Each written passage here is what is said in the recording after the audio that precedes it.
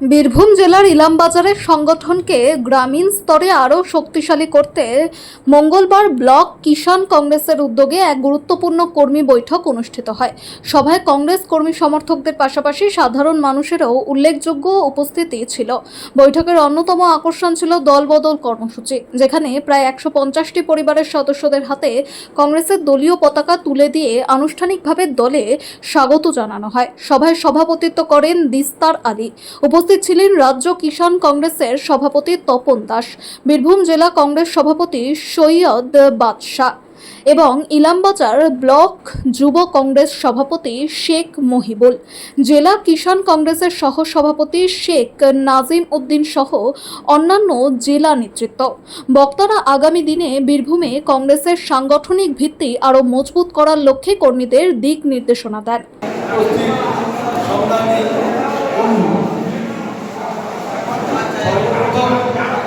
আমি কংগ্রেস পরিবার একসাথে হওয়ার জন্য সবাইকে আমি আমার পক্ষ থেকে এবং কংগ্রেসের পক্ষ থেকে আমি আন্তরিক ধন্যবাদ জানাই।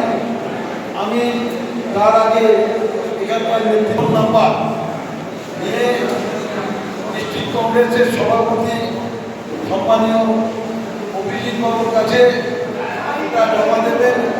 1 কোটি নির্দেশ কংগ্রেসও যাবে রেকর্ডের জন্য।